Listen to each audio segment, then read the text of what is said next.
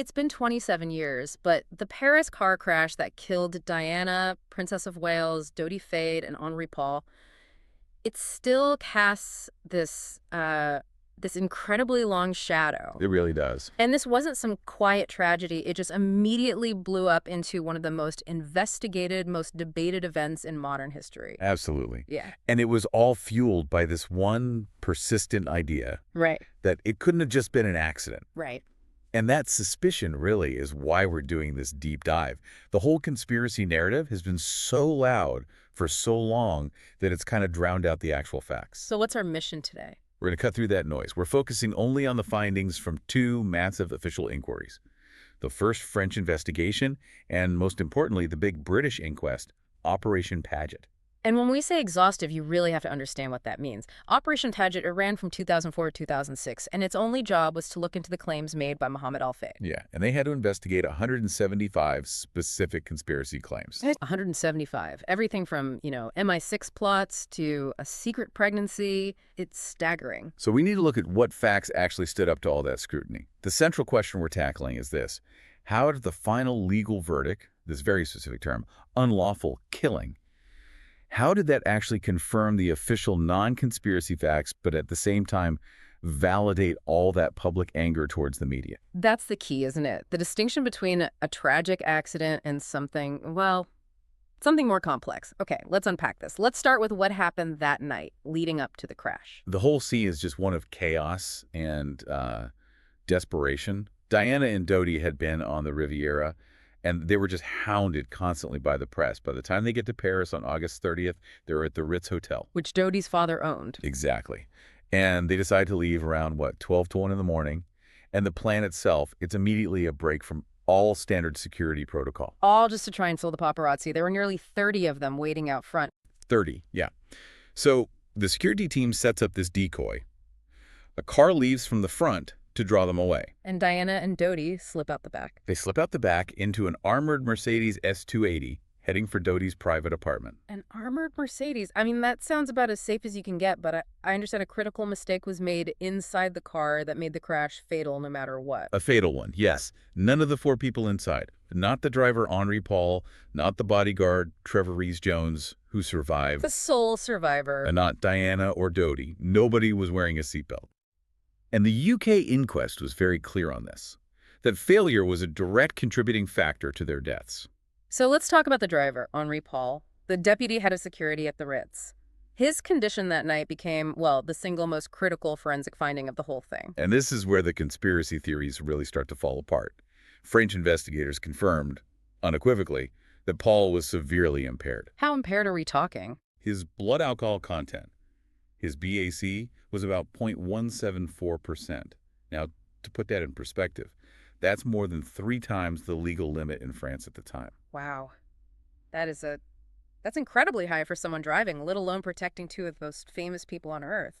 Was that finding ever really challenged? I know Al-Fayed claimed the samples were swapped. Oh, it was challenged relentlessly, but it stood up. The finding was backed up using multiple fluid samples, including vitreous fluid from the eye. Which is considered conclusive, right? Medically conclusive, is much less susceptible to any kind of post-mortem contamination. And it wasn't just the alcohol, was it? No. He also had therapeutic levels of 2 drugs in his system, an antidepressant, Prozac, and an antipsychotic called Tiapretal. And the combination. The toxicologists agreed. That cocktail with that much alcohol would have magnified his impairment, just exponentially. It would have destroyed his judgment, his reaction time, especially under the stress of a chase. So you have an impaired driver in a high-speed chase with a pack of paparazzi on motorcycles. What did the forensic analysis show happened inside the tunnel? It shows he lost control almost as soon as he entered the Pont de l'Alma tunnel. He was going about 105 kilometers per hour. That's 65 miles per hour. Double the speed limit. Double the 50-kilometer limit. Yeah. And the reconstruction suggests that the speed, combined with hitting a drainage grate on the entrance ramp, it caused this heavy armored car to go just slightly airborne.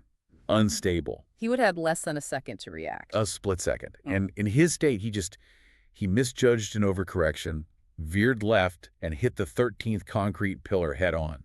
The force was just catastrophic. And without seatbelts? Without seatbelts, that protective armored shell becomes a lethal chamber. So the French investigation initially put all the blame on Paul, a tragic accident caused by a drunk driver. But then the UK inquest, years later, they broaden that responsibility. This is where it gets legally interesting. It really is. Yeah. The UK jury in 2008 came back with a very complex, very specific verdict. They ruled Diana and Dodi were, and this is the exact term, unlawfully killed. Unlawfully kill. And crucially, they said this was because of the grossly negligent driving of Henri Paul and the pursuing paparazzi. So they included the photographers in the blame. What does unlawful killing actually mean here? It's not murder. No, it's not murder. It means the jury concluded the deaths were caused by a criminal act of negligence, not just a simple accident.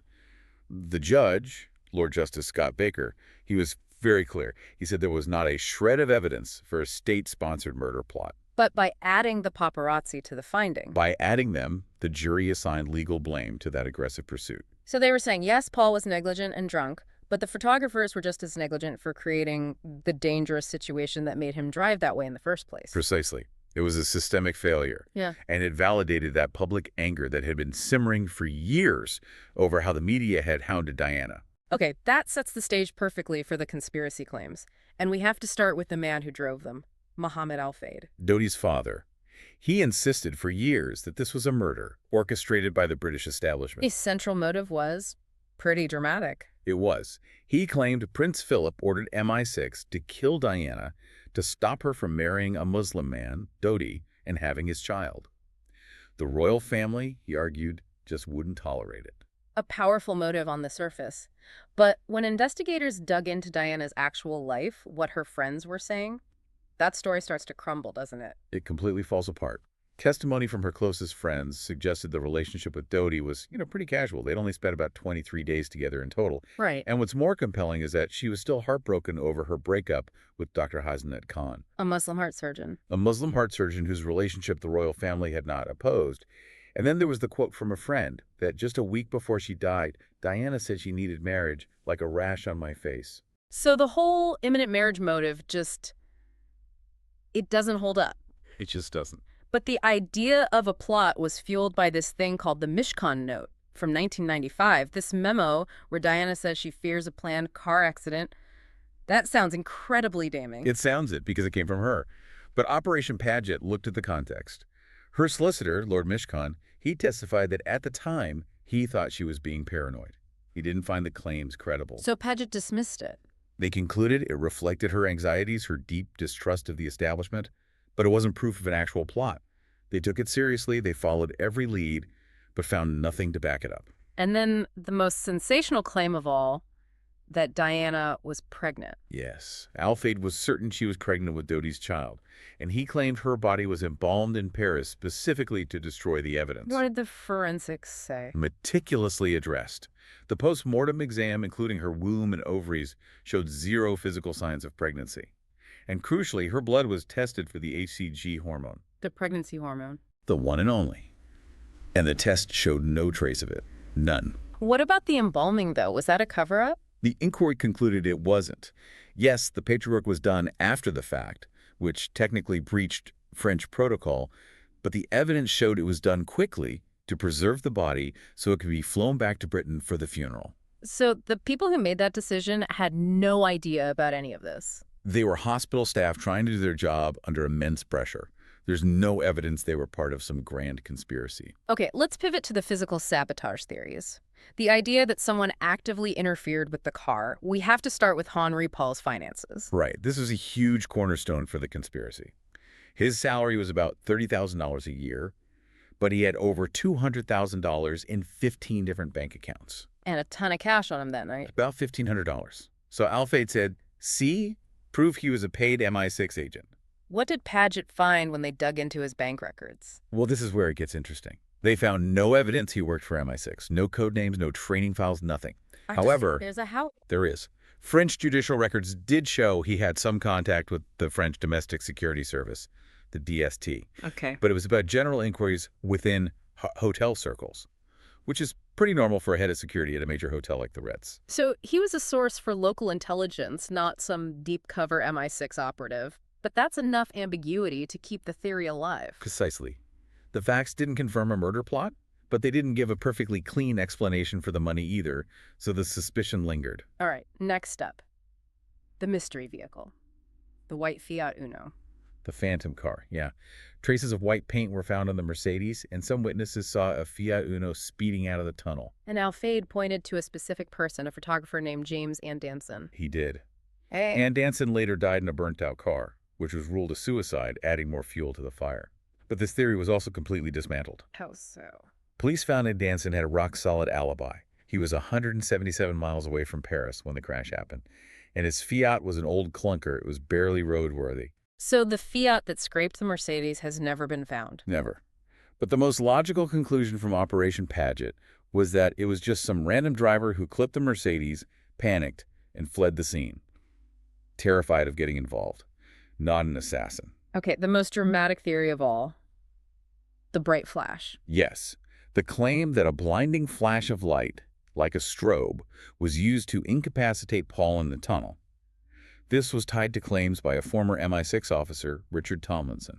He seemed like a credible source at first. He did, but under questioning at the inquest, he admitted he might have misremembered key details of the assassination memo he claimed he saw. And even more critically, the crash reconstruction timeline just doesn't work. What do you mean? Paul had already started to lose control. The speeding, hitting the grate, the instability, that all happened before the point in the tunnel where the flash was supposedly seen. So the flash couldn't have been the cause. Exactly. And investigators made a good point. A light bright enough to blind Paul would have blinded all the paparazzi right behind him. None of them saw it. The one key witness who claimed he did. Yeah. His story was inconsistent, and he called Ritz Hotel before he even called the police. Which is odd. Very. And finally, just briefly, there was that 2013 allegation from Soldier N, a former SA soldier who claimed the SAS had arranged the death. That caused a huge media storm. It did, and Scotland Yard had to review it. But after looking into it, they concluded there was, and I quote, no credible evidence to justify reopening the entire investigation. So you add it all up, the French investigation, the massive Operation Paget, the unprecedented access investigators got. The judicial finality seems absolutely clear. It is. The facts overwhelmingly point to a tragic, awful consequence of gross negligence, a lethal chain of human errors, an impaired driver speeding, harassed by paparazzi, and no one wearing seatbelts. And yet, here we are, still talking about it. Princes William and Harry accepted the inquest's verdict. Even Mohammed Al-Fayed said he would. But the theories are still out there, almost as strong as ever. That just shows you this profound emotional gap. There's this desire for a big, dramatic explanation that matches the sheer size of the tragedy. And that desire just clashes with a cold, mundane reality of incompetence and bad luck. The investigations took apart the murder theory, piece by piece, but the assassination narrative is just more powerful. Why do you think we can't let it go? I think it raises a really powerful question for all of us, about collective psychology. Does the human mind just naturally resist the idea that an event of this magnitude, the death of the most famous woman in the world, could be caused by a simple, avoidable series of stupid mistakes? Rather than some shadowy plot. Exactly. What does that refusal to accept simple negligence tell us about how we grieve our heroes? Maybe that reluctance to accept the tragic, mundane truth. Maybe that's the deepest shadow that was cast by that awful night in Paris.